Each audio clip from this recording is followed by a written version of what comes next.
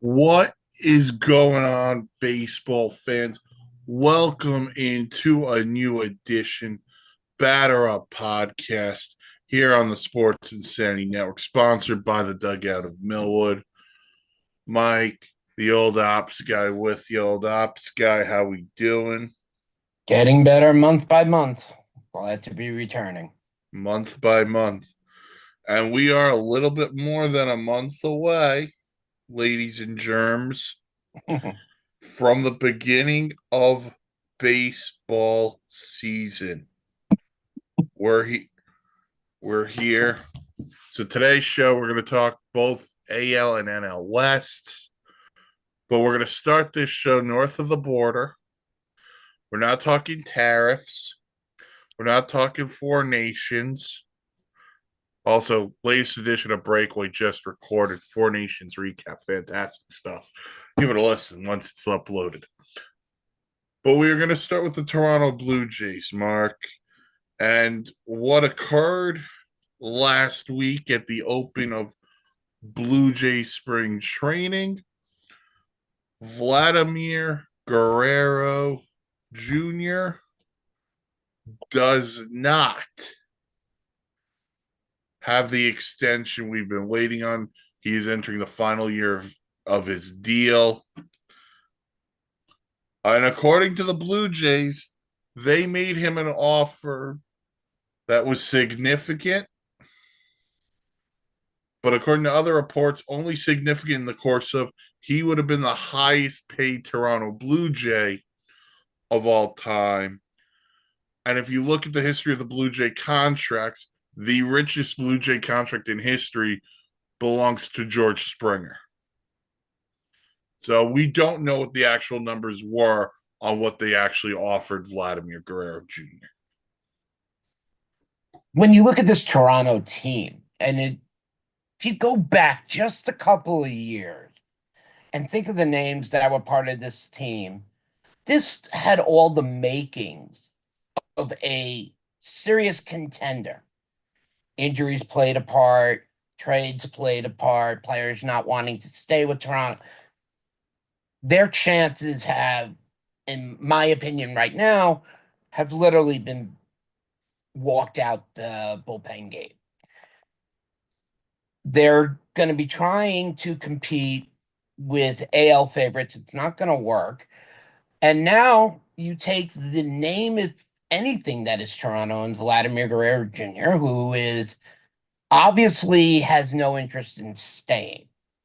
If the money was significant, even to make him the highest paid Toronto Blue Jay, I don't think he cared. I think he wants to go get a ring and he realizes it's never going to happen, at least within the next 5 years in Toronto. I'm not going to say it's never going to happen in Toronto because we all remember the great Joe Carter and Toronto winning it. Where does he go? Is the question. We'll, Where we'll get to that. we'll I'm not get going to into get that. into Yeah. that. Where's he going to go? I think will be taking over most of the question of why he isn't signing with Toronto. Here would be my question. Remember when the Nationals won the World Series Yes. 2019? Yes, And and I'm reminded of it every time we have a half of a vision on our broadcast. half a visionary. Shout out Patch. Remember Juan Soto turned down 440 Yeah. to bet on himself, and he was able to win that bet. The Nationals offered 440. Back to, in And, 2019. and we're equivalating that to now. Right. I want to know what the actual offer Toronto made was. Was it 200? Was it 250? Was it north of three? Because if it's north of three, I'm going to sit there and say, okay, you tried and you put yourself out there. But if I'm a Blue Jays fan, I would be extremely pissed for three reasons. Okay. One, why the hell are we always finishing in second place on these marquee free agents? Hmm. Otani, Soto when the Padres traded him, How come we can never land that superstar? Then we have a superstar in our laps. We've had him for the last X amount, 5 years or whatever the rookie deal is. And you refuse to not extend him during this time. You do what the Atlanta Braves do. You buy out the arbitration years and you go from there. Instead, we have to play this game. He gives you the deadline of the eve of spring training. Spring training comes around and there's no deal to be had. Why is there no deal to be had? Well, are you making the effort, or did Vlad turn down a number you were not willing to exceed? I think you just said it. And Toronto is not a Yankee, a Met, a Boston Red Sox financial Right. team. Doesn't mean they haven't brought in marquee players to Oh, play yeah. in the stadium. Mhm. But your question is, what was the actual offer? And I don't think we're ever going to know, because let's say, for stupidity, he turns down 100 million and he's going to play out the season. Well, at least every other organization knows where he's already turned down. That number we're not going to see to make teams more competitive come free agent. Right. It's going to have to come from him. If he turned down, argument say he turned down 300. Now everyone knows, well, I got to beat either 300 or blow someone out at 300. Well, guess what? That's going to limit a bunch of teams who don't even spend money to begin with. So we know what the market's going to look like. My question is, if you're the Toronto Blue Jays, how do you let it get this far? And then here comes the ultimate question, because I kept saying last year the Blue Jays are the sleeping giant in the American League. If they get hot, they're the team no one's going to want to play in the playoffs. I still feel that way about the Toronto Blue Jays. The problem is, if you're out of it July 31st or August 1st, whatever the trade deadline is, now you have to think about what's the best offer I'm going to get for Vlad a half season. Now all of a sudden, I've gone from thinking I have this guy to now I have to think of prospect haul. By the way, I'm not going to get what I think I could get because they're only getting him as a half year rental. They're not getting a full year. They're not getting 2 full years like the Padres were able to do with Soto. And that would mean to me, if you're a Blue Jays fan, that would be my frustration. And I absolutely agree with you. But since Guerrero has been there, he's been a loyal player. Yeah. He's been injured twice, and I don't even think any of them were really long-term stints. He has become, let's be real honest here, he has become one of the marquee players in all of Major League Baseball. Agreed. And when you look at the teams that are out there, you have to figure you said 20, he's 25 or 20. You had just said it. That's why I was double checking before I said it. Let me look this up. I'm presuming he's mid to late 20s. Okay. Let's just play at the But I'm looking it up as we speak. Age is going to go into play a lot of this, as we saw what happened with Pete Alonso. I think a lot of people were more afraid because of his age. That's why there were no other offers, but I also think he wouldn't have went anywhere else. All he wanted to do was play for the Mets.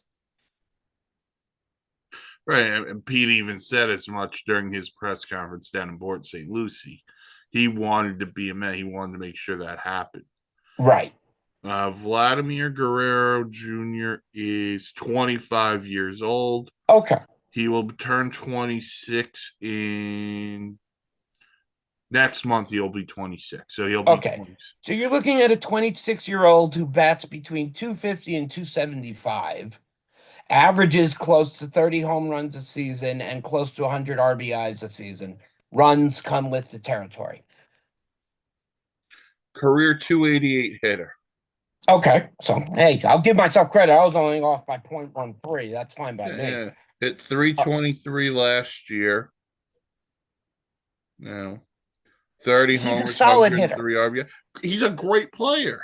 Yeah, he's good on defense. His He defense is underrated. That's what I wanted. That's what I was trying to change it to. Yeah. You helped me out. Thank Yeah. you. I don't think he gets enough acknowledgement at first base as a defensive player. It's always the offensive categories. And mind you, while that sits in the mind like, oh well, he could be a great DH for a team. I don't think he wants to be a DH yet. And remember, he came up as a third baseman, not as a first baseman. Yeah, I don't know if he could play third though anymore. No. I'm just saying, like, he had to transition to first Right. base. And he's become one of the He's more become reliable, a very good first baseman. one of the more reliable guys at first base. I don't think this has anything to do personally with the Blue Jays itself. I think he wants a ring, and he knows it's never going to happen here unless a miracle happens, and those miracles have passed. The question, like I said, is we're going to have to wait. If they are out of it in July, like Mike said, there are only 4 teams that I know who have a farm system that could make a fair enough offer, but no team is going to take him on unless an extension is signed, especially after the Juan Soto debacle for the Yankees. Right. And by the way, that is gonna rub teams the wrong way too, because they're gonna be like, it's only a half season. We, really love the player, but I'm not gonna give up top prospects for a half year rental. Right. He's gonna have to agree to an extension more than 1 year. I would say you'd have to agree to at least a 3-year extension. And that would put him to 29, where he puts himself back out on the market. On the market. Exactly. Right. So, but he may say to the Blue Jays, no, I don't want to. I don't know if he's got a no trade or not, but that I don't know, but we don't need that right now. He would have to, sign off on any deal like that. I'm gonna say something because he's never gonna go to this team because this team won't make this trade. If he went to Cleveland and played with Jose Ramirez, like, that's game changing for Cleveland. And it's never going to happen. I'm quickly looking at Cleveland's roster just to see. But I'm just using Cleveland as my example. Like, yeah. A team like Cleveland's not signing him to a long-term deal because they don't sign anybody to long-term deals. No. So, it's not going to be the Dodgers. Forget Lord have mercy. No, it won't be the Dodgers. Well, yeah, because he's got nowhere to play. Right. Houston could be a landing spot. We'll get into Houston in a little bit. I'm just taking a guess of a few teams. Houston could be a landing spot. The Mariners could be a great landing spot. Mariners should be a landing spot. And if it comes down to what just happened in New York, it could happen again. Could the New York Mets and New York Yankees battle it out? But here's the key. The Mets have a lot more in a farm system because the Yankees gave it all away for the guy who's playing on the Mets right now. Right. I think the question, I think that a lot would depend on what happens with Pete. They gave him the opt-out after the first year.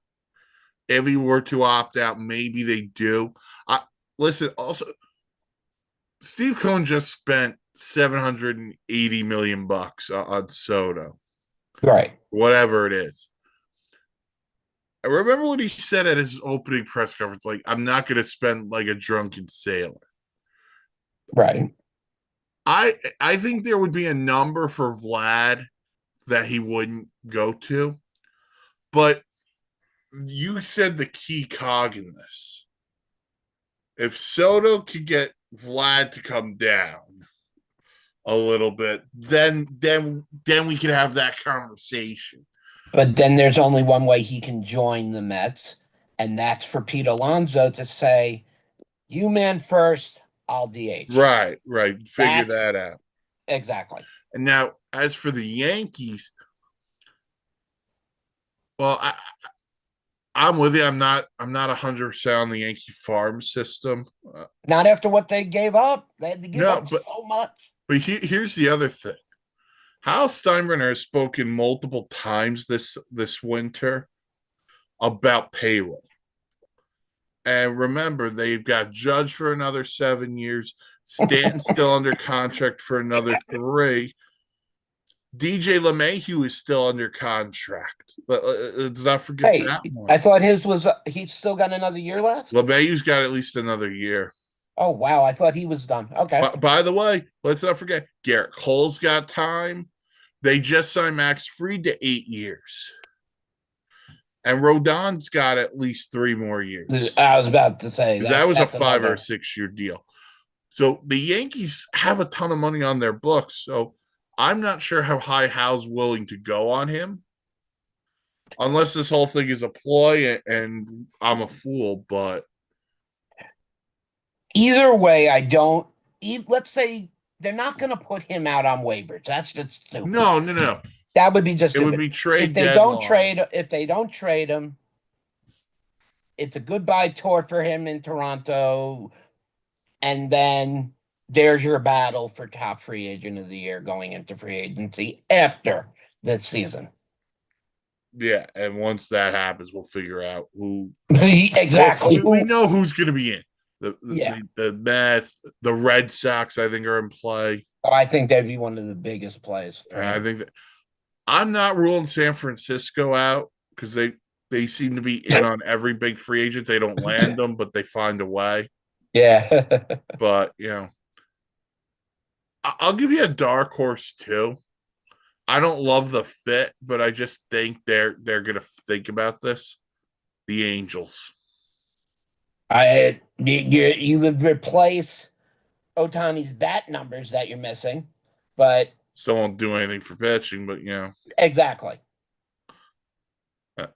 The other one that could be interesting, and it would crush us, would be Philly. I've looked at it while we were talking. There's room there, but they would have to. Well I think Castellanos is up after this year, I believe. Correct. And so is Schwarber. And I love Kyle Schwarber. Listen, if you don't have Vlad, there's my DH next year. I was just thinking that. I was about to say, if Schwarber is there, let's make him a Met for the DH in that case. Yeah, because then he can't kill the Mets like he exactly. does every. Oh, so Vlad could not come to terms on a deal with the Blue Jays. We'll see what happens. I still think, look, I'm going to say this now. We're not doing predictions today, obviously, on the AL East. If this Toronto team doesn't make the playoffs this year, we have to have a real conversation about not just Vlad, but this team as a whole, because it might be time to throw the dynamite in and blow that thing up and start it over. And you're not wrong. I mean, you saw Bo. Please get the right one. Bo Bichette left, or was it Biggio who left? They traded Biggio.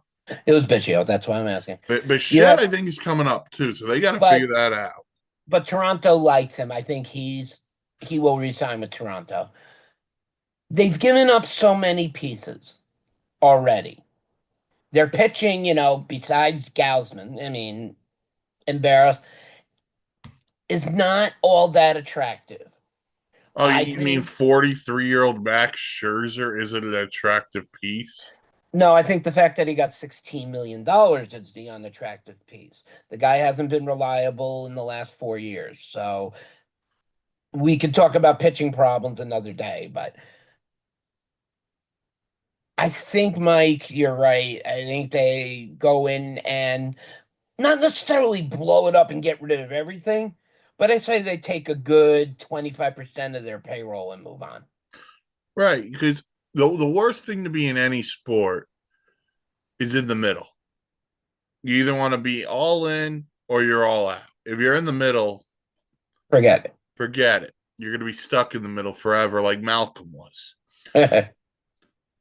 The problem is for this team, they've spent money, they've developed and drafted and done what they've had to do.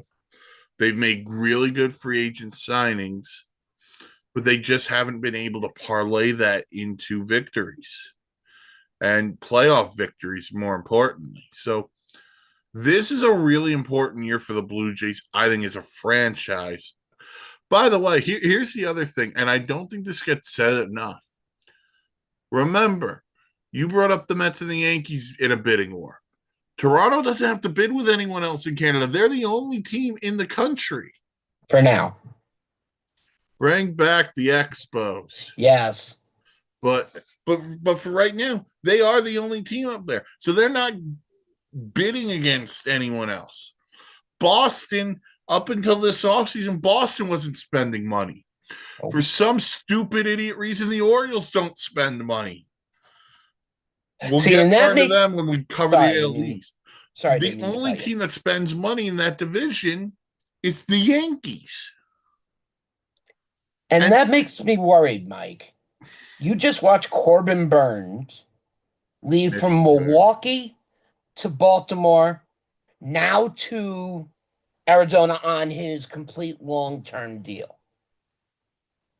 What has that got to say for players like Adley Rutschman, Jackson Holliday? We just saw Santander go. Yeah, he winds up in Toronto. Way to not finish it second on that one. Right. But Gunnar Henderson. That was the other one. I'm just saying, how does that look to players when they come up on their contract and they're done arbitration? These guys are going to be in their primes, and if you're a team that's not committing, it's a problem. If I was those guys, my biggest beef with this team in Baltimore is we didn't pull the trigger on anything at the trade deadline last year. And then this winter, with a new freaking owner, we sat on our hands and didn't do squat. Charlie Morton's 50 years old. It doesn't count. So, again, more on the AL East when we decide to cover the East. Today, we're going to cover the West. We'll get into that in a minute. But I found this interesting as I was surfing around the Twitter the other day. I believe this was Brian Kenny of MLB Network, so I didn't want to single it out. But by the way, met the man, great guy, and I have his autograph book in the other room. Yeah, you know what? A little too deep into the analytics for me, but you know what? That seems to be the way baseball's going. I got no issues with the man. So I think this was how Brian Kenny ranked the top 10 managers in baseball right now. You want to go from 1 to 10 or 10 to 1? You always got to go 10 to 1. All right. At 10, he's got Torey Lovullo of the Diamondbacks. At 9, I love this one. At 9, he's got Dave Roberts of the Dodgers. At 8, he's got Davey Martinez of the Nationals. 7, Rob Thompson of the Phillies. All right. 6, Brian Snitker of the Braves. Okay. This is my first real beef, and I'll get into it in a minute. 5, Kevin Cash of the Rays. 4, Alex Cora, the Red Sox. 3, Mike Shildt of the Padres. 2, Bruce Bochy of the Rangers. I agree there. Hall of Famer, I'm not going to argue that. And he has as the best manager of baseball, A.J. Hinch of the Detroit Tigers. I don't know if he's the best manager in baseball, but he deserves to be in the top 5. Can I give you the 2 ones that kind of surprised me? Go for it. Not having Terry Francona, who's going to manage the Reds. I have a huge issue not having Terry Francona on this list. Unless something was said that Francona didn't manage last year, which I don't know. I just saw this on Twitter. I thought that was a big miss for me. I got to tell you, though, I love Dave Roberts at 9 because I don't think Dave Roberts is a great manager. I don't either. The other one, I don't think he's a great manager. I'm very surprised he didn't have Aaron Boone on this list. I am very surprised Aaron Boone's not on this list. And I don't think Aaron Boone's a good manager. Oh, we could definitely get the take on what certain people think of Aaron Boone. Yeah. More like Here Comes the Boone, the Kevin James movie. I love that movie. It's a great movie. But, outside of that, if you want to complain about some of the order, I don't have a problem with that either. Like, I think you could move Brian Snitker up. Look, Tampa Bay, if one thing goes right for them is they make smart moves, and we've seen it how they've risen to the top of the AL East over years when they're fully involved. So I agree with where he is. He's definitely a magical man. Yeah, Kevin Cash does a great job. And by the way, they're not even going to have a home stadium. And that's just unfortunate. Oh, man, yeah. So Thanks, Milton. we're not even talking to you, Milton Bradley. All right, so those are Brian Keddy's top 10 managers in the game. All right, let's dive into the Wests and how the West we go. Were won. Actually, the West is kind of lost. Last year, the NL West standings looked like this. The Dodgers won the division at 98 and 64, followed by the San Diego Padres at 93 and 69, who should have beaten the Dodgers in the division series, but that's a whole nother conversation. The Arizona Diamondbacks 89 and 73, San Francisco Giants 80 and 82, and the Colorado Rockies rounded out with a record of 61 and 101. Key additions, if you want to go through those. The Rockies added Kyle Farmer and Thairo Estrada. Yes, that's going to get us to the playoffs. The Giants added Willy Adames and Justin Verlander. Willy Adames, I understand. I don't understand Verlander. Like, I don't understand Scherzer to Toronto, but whatever. Listen, I love Justin Verlander. We all know when he retires 5 years, he's going to the Hall of Fame. Yes, he is. There has to be a point where you want to hang it up, but listen, if he can pitch well, that'd be great. I don't want to remember Justin Verlander for becoming this old pitcher who can't get guys out. And he struggled last year in Houston. Let's not make any bones about that.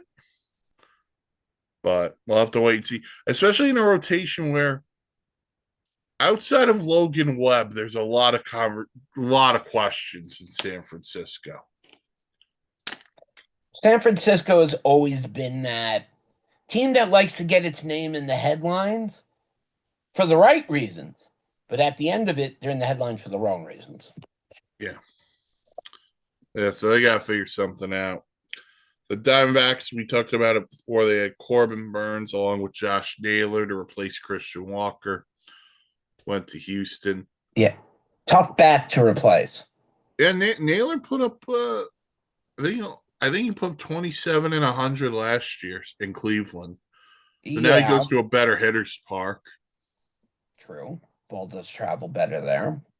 But, look, the Diamondbacks surprised people a couple of years ago going to the World Series. Like, they're not going to be on surprising anyone, but they're just a damn good baseball team. They're comprised good offensive and defensively. And now they got a top three in the rotation with Corbin Burns, Zach Gallen, and Merrill Kelly that I'll put up against anybody in baseball. Absolutely. It's the best starting three in baseball. Yeah, so then you got San Diego. They brought in Nick Pivetta, Cotter Joe, Jason Hayward. San Diego. Jesus, this guy won't go away. And they just signed Yuli Gurriel to a minor league deal. Okay, so that's where he ended up. Okay. like we've talked about regarding San Diego, they're still in flux because if you do not know what's going on, to break it down very, very quickly, it is a custody fight of the team between Family Matters having to go. You want to look more on it, you can look into it. The team has managers, whatever. But when your ownership is in flux, the biggest part of it is locked up, and that's the cash for spending. And if your team is in turmoil and you can't compete and you can't sign, then there's only one thing left to do. And that's to say, okay, how do we move player, player, player, player? The one player they're never, I don't want to say never, the one player they're going to have a hard time moving will be Tatis. I don't I think think they're gonna anyone, have a hard time moving Machado. he would be number two in that list Right. as his age is getting up there and whatnot. But Fernando Tatis, I think, has another decade on his contract. And I don't think there's any team in baseball that's going to be willing to take that off the hands.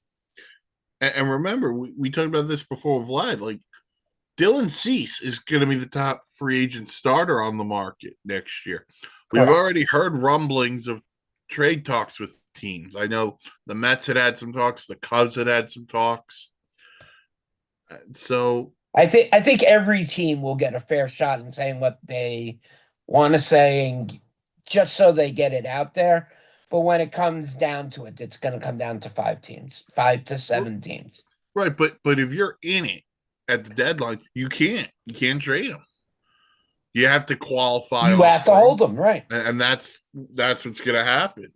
So again, this is another team. I believe. I don't think they're going to have Musgrove this year. I think he's down for the whole year, right? I think, what did I I know just he see? underwent Tommy John, so I think That's he's what it down. was. Thank Yeah. you. Yeah, no, they will Now not they have Joe need you, Musgrove. Darvish, to be healthy. Michael King needs to take a step forward. By the way, he And was brilliant for them in the playoffs. and they need Jackson Merrill to have a repeat season. Oh, how good was he last? How clutch was he last year? Yeah.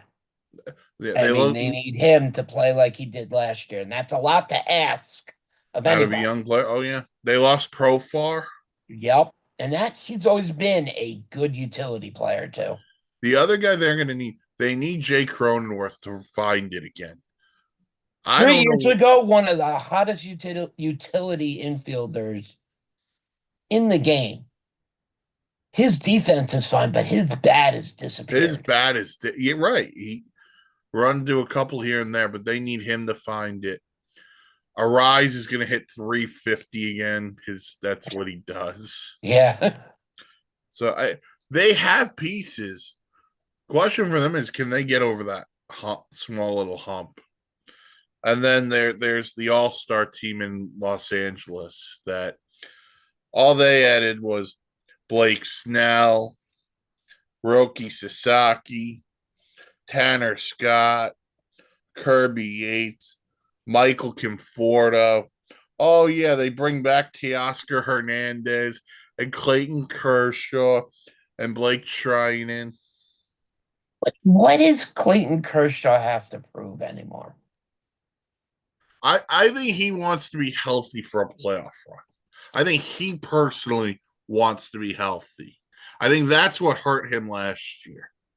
And rightfully so. I don't disagree with you. I would retire if I was him. I mean, it's gonna happen within the next year or two. I mean, he's not signing with another team. He's been loyal to the Dodgers his whole career. Go out on top. And look, for people who had an issue with the Dodgers spending, the commissioner was asked about it, and he said, and I quote, "It's clear we have fans in some markets that are concerned about the ability of the team in their market to compete with the financial resources of the Dodgers." Close quote. Basically saying that's other owners' problems, not mine. Exactly. And Which isn't wrong. exactly. I was about to just say that. It's not wrong. It's not his responsibility who can afford and who can't. You want to solve that problem? Institute a salary cap. Can, And can, that'll can, be the end of baseball. Can I say something though? Of I course you find it can. very interesting. Steve Cohen spends money, and there becomes the Cohen tax. The Dodgers spend money, teams are still like, hey, hey, hey. And Rob Manfred said, no, I ain't doing nothing about it. Yeah. Yeah, so look, they're the team to beat, and they're the team to beat in baseball. They won the World Series, although the Yankees collapsing in the fifth inning of Game Five uh, helped them a lot.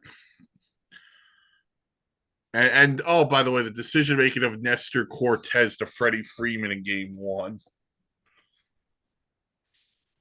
Ugh. I, Somewhere, Dan is going to hear this and be like, "Those bastards." I, being from New York, it's hard being a fan of either one of these two clubs. And we're going to I'm making this very quickly because New York is the biggest baseball market.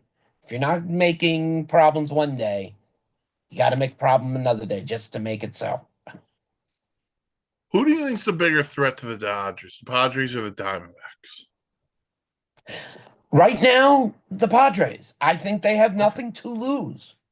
I really don't. If they're going to blow up the team because of this ownership problem that's right now no nearer to being solved than anything,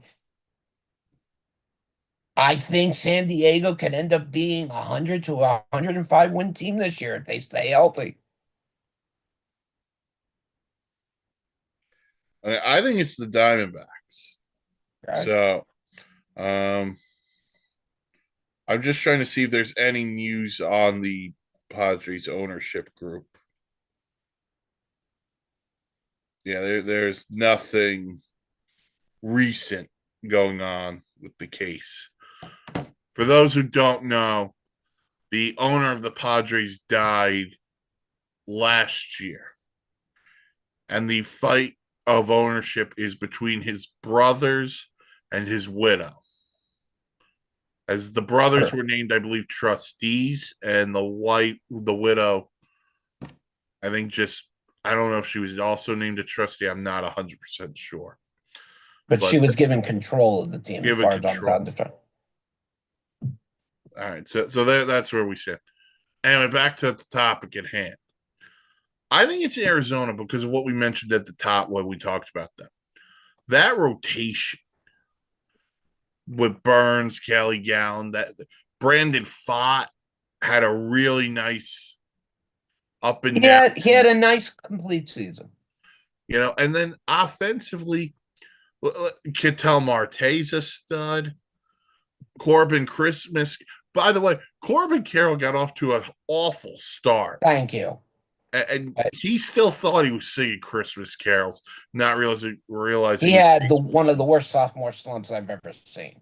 right. And he came on at the end of the year. It was just too little, too Yes, late. too late. But they need him to put it together. Naylor's going to replace Christian Walker. They brought back Randall Grichuk. I do think they're going to miss Jock Peterson's bat in that lineup, though. I think that's a massive loss. But look, pitching and defense still matter. And the Arizona Diamondbacks do it as well as anybody. All right, that's the NL West. Over to the American League side, where the division was once again won by Bill Murphy's favorite team, the Houston Astros. They won't finish at 88 and 73. The Mariners at 85 and 77. The Rangers coming off their first, off their first World Series, I believe. The Rangers are 78 and 84. The Athletics went 69 and 93. Nice. And the Angels went 63 and 99. The Angels were aggressive this winter, though. UC Kikuchi comes over. Jorge Soler comes over. Kenley Jansen comes in. Met legend Travis d'Arnaud comes in. And former Cub Kyle Hendricks comes over. So the Angels, while it's not the sexiest names, they were aggressive with bodies here. Your bodies that are ready to be rolled to the morgue. No offense to, these players. They're in the major leagues, something I would have never been able to accomplish. It's not the fact that they're not talented, it's the fact that they're almost all of them past their primes. And what you're going to get out of them is kind of worrisome. And if I'm Mike Trout, I'm looking around. What are we doing here? There's no spot in my mind if I'm the Angels they're competitive that much this year. Well, We the know other, by week 3, Trout's going to get injured and he's going to be out for the season. So, I mean, he's moving positions. He's going from center field to right field. well, that's what happens with age. I mean, in all fairness, the guy's not as fast as he used to be. I mean, they're not going anywhere. You're right, No, but I just want him to be healthy. I would like to see a nice. Yeah, nice When healthy was the year. last full season, 162, that he played? Has to be close to a decade ago. Hold on, I will. I mean, Mike Trout, Future Hall of Famer. future unanimous Hall of Famer. I'm sorry. We don't say that word just because. Yeah, I know. I just The like only to person say who gets that is Mariano Rivera. right, and I was all for that too. Anyway, um, Mike Trout, obviously Hall of Fame when he broke out in the beginning of the 2010s, and he just went on a tears and tears. It was like watching something we all wish we could become. Now, I can't honestly remember the last time the man played an entire season without being hurt. Actually, you know who's on the Angels roster that I had no idea about? JD Davis. Wow. Good bat. His defense is a liability. All right, Mike Trout's last. Okay, he played 119 games in 2022. He played 134 games in 19, 140 in 18, and then 2015 and 16 he played 159. Okay, so almost a decade, Yeah. like I said, since he has last played a full season without missing a game. Mind you, the man is older and he might not be able to do 162 games anymore. He'll be But 34 in August. when the Angels don't have him in the lineup, they're a much different team. And let's not forget, talk about contracts. Well, and don't forget, they got Anthony Rendon. They're fine. Oh, wait, the guy got injured and he's not playing. There's a headache. Yeah, another hip surgery. Yeah. Please just let him go of his contract. Give him his outright release. That has to be the worst contract. That makes the Mets Jason Bay contract look like a cupcake. Oh, God, that was a contract that always was hard to swallow. Let me tell you something. As the biggest Jason Bay supporter, I will still never forgive Jerry Manuel for benching Jason Bay on his bobblehead day against the Atlanta Braves. Yeah, I remember that. And he also had a walk-off hit off of Mariano Rivera as a Met. So did David Wright. But back to continuation. Listen, we were talking about Jason Bay and his greatness. Yeah. All right, so that's the Angels. And then there's the Oakland. I can't even call them the Oakland Athletics anymore. No. Actually, I still keep the Oakland in there, but they're the Oakland, Sacramento, future Las Vegas Athletics. So I'm going to change it. They're the Sacramento A's of Oakland of Philadelphia. Remember, they were the Philadelphia. Yes, they were the Philadelphia A's first.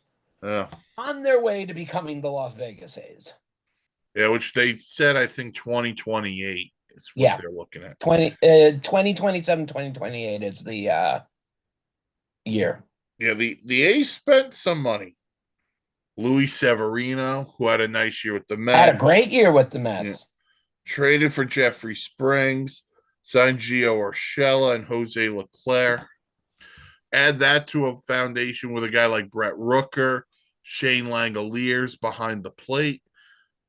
Like, look, and Lawrence Butler, who they're talking about an extension with, they're not there yet, but they are slowly but surely turning a corner there in Sacramento.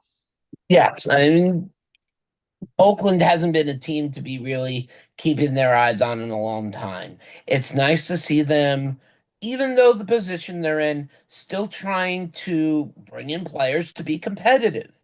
Mind you, Well, they they weren't had the to. worst. Baseball is making that. Well, whatever, but they weren't the worst last year. There was a team below them. So if you want to be a supporter, and besides being an athletic one, you can make yourself. I set you up for that, but you missed Well, people in Sacramento are going to support the Athletics. it. This team is quietly putting together pieces. The only name I didn't like on what they signed is Gio Urshela. To me, he came up as a Yankee. He had a good showing. Then he was traded. He's not. That's not the one person they need there. No, but that's probably a veteran glove. Understood, but Yeah. they need they need a lot of help. But if you bring in two, three guys a season and you're ready, let's say 2028, you build the team. Wouldn't it be awesome for your first year in Las Vegas, you go to the playoffs because you spent the time and the hard work putting together a team another city can be proud of? Yeah. Look, I think that's a right call. And by the way, you want to be able to showcase not just Vegas free agents, but showcase what you have. So the A's, you know, as we mentioned, the Angels were below them in the standings, but just in baseball in general, think about where they were 2 years ago, where they were losing 100 and whatever it was. So the A's are on the comeback trail. And a team looking for a bounce back are the Texas Rangers, 78 and 84 off that World Series. They bring back Nathan Eovaldi. They bring in Jake Burger, Jock Peterson, and reliever Chris Martin, who wanted a break from cold play.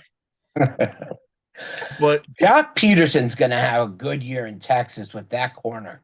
His numbers are going to be inflated they, because of that short corner in right field. yeah, they need Uh, some of those other guys to bounce back. Adolis Garcia needs to bounce back. let's talk Uh, about the elephant in the room. The one guy that they thought was going to be everything, but the New York State medical examiners for Steve Cohen knew there was a problem, and they're paying Jacob DeGrom yeah, for the next whatever. I haven't read anything he's going to be pitching this season. no, he's throwing in spring training. I think he just Okay, but right now they were saying he was not possibly going to be ready to start the season. So it's like the guy's getting 27 a year, I believe it is, to work yeah. on his mechanics. Well, this is what happens when you throw every pitch at 102. Exactly. I'm not disagreeing with you. Uh, DeGrom will be 37 in June. Come on. 37 years old, and he still has, I believe it's 3 years on that contract. Jacob, you were one of my favorite Mets when you were on the team. You're still one of my favorite ball players of all time. I know you're listening. Go out, take an outright release, and become a pitching coach somewhere. Okay, so DeGrom is after this year, he has 2 years left with a club option in 2028. They'll I very don't think they're going to be exercising that option. he'll be 40 years old. That's it. I'm sorry to see a guy who I watched win two Cy Youngs, who was probably one of the two most dominating pitchers I have ever watched, number one being Randy Johnson. And let me tell you, it's a sad story to see what's happened to him. after everything he accomplished. Listen, I hope if he can stay healthy, and that's a big if nowadays. Yes. Like that is an ultimate game changer. Him being healthy. If he can be healthy, you pair that with Nathan Eovaldi at the top. What? How did they win the World Series 2 years ago? Well, they scored a crap ton of runs, so That'll do it. they need this offense. Garcia, Simeon, Seager, Wyatt Langford. The bats are there. Right. There is They no have to be able question to about it. produce. Right. It's the rotation.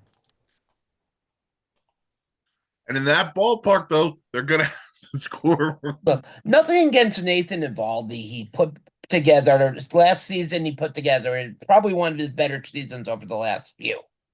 So I would like to see a bounce back year from him. It would be nice. I'll tell you this: I was very interested in Nathan Eovaldi as a free agent. I was very. I Interested. thought about it, but I just don't think he fits the scheme of what the Mets wanted. No, but he fit the scheme of a shorter term deal. Right now, we can't really say no to anybody considering we're missing two pitchers. So yeah, but I'm saying even before they knew that. So right, we'll see what Texas does. Then there's the Mariners who are in control of this division for portions of the year. And look, I'm going to get on my high horse here. Like, as much as I love this team, I and as disappointed as I am in the Orioles for not doing anything, this one screams to me. Like, you have this great pitching rotation: Luis Castillo, Logan Gilbert, George Kirby. right. How the hell do you score runs? It can't just be the Julio Rodriguez show. I mean, the pitching we've talked about last year and into this year. We have also talked. We were hoping that any of them would be up for trades because that would have been great for us. But Yeah. these young kids, and they're kids, are pitching some of the best ball I've watched that are not the Mets in a long time. They're gonna be stars. The thing that I'd be most scared of is when their contracts are up. Right. They're going to have to figure that out. That's big money for all three of them. As all three of them, yeah, might have had a rocky start once or twice. Who doesn't? These are three up and coming pitchers who are really excellent. Right. And they have more.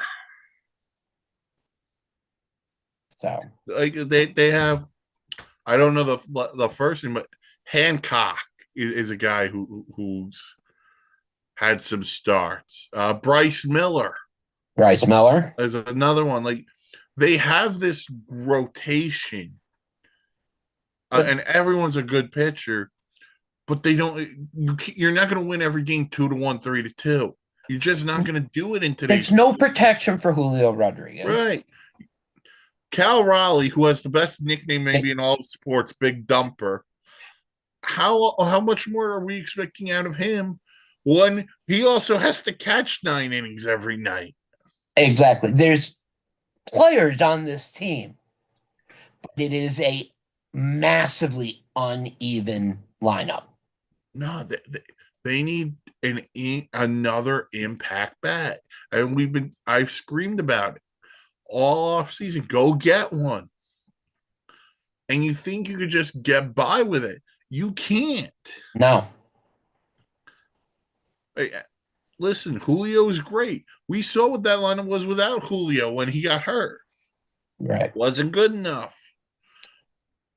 They've got to figure something out here to get another bat in the middle of that lineup, not just to protect Julio, but hey, Julio goes down or goes through a little bit of a funk. Hey, player X can come through. By the way, you know who's still out there? I know he's ancient. Bring in JD Martinez to be the DH. He hasn't expressed that he's done. He's had a great career. If they're willing to probably, Mets gave him what, 12 last year? if he can Yeah, find with incentives. yeah, if he can find a team that's willing to give him 8+ incentives, I take it if he wants to play anymore. Right. Seattle. Just do it. Nike not a sponsor. See if Ken Griffey Jr. wants to come back for Pete's sake. That would be fun. You want to talk about a guy who can play center field? Probably one of the best I ever watched growing up. 89. Best one I ever saw. You know, they're gonna honor Ichiro this year when he goes into the Hall of Fame. You have You this look at those rich. Seattle teams back then, and then you look at them now, it's like, how could you let yourself fall off from being such a popular team? Yeah, I don't know how they do it, but anyway. And then at the top of the AL West, the Houston Astros. Who They've started already out miserably, mind you. found their way back. Yeah. But it's going to be a new look. No Alex Bregman at third base. That's going to now be Isaac Paredes. No more Kyle Tucker. Huh? Excuse me. Sorry. No more Kyle Tucker in right field. Traded him to the Cubs. No more Elvis Presley in the bullpen. He also got traded to the Cubs. I know it's Ryan Presley, guys. I was making a joke. Yes, I know. No, Along with for the the song listener Jailhouse out Rock there. is going with them. This is a different look for the Jose Altuve's talking about playing left field, which means anything over his head is going to be a double because he's really short. Well, that's a very good point. I mean, I don't know what the Astros are. We want to call them a great team, and they're very good, but they got more holes this year coming into this year, more so than any Astros team I can remember. Right. So, Framber Valdez, what's he going to give you? He was mentioned in trade talks. And was not traded. Was not traded. Can some of those young starters take that next step? What are you going to get out of Isaac Paredes and these other guys? If any of our Houston fans are watching, I am going to say this. I am very sorry. The Houston Astros will not be in the playoffs this year. That's bold. Yep. I am saying it before the season even starts. That's what makes it bold. With what has been traded away, the aging of the team is not getting younger. It's only getting older. Mm-hmm. I don't see them being as competitive. You no longer have Verlander. So it's a team that has had a good run for the past 20 8 years. And they got to start over eventually. And by the way, they have some of those pieces that they could start all over with. Jeremy Payne is a good player. Hunter Brown, the young pitcher. Yes. He's got some stuff.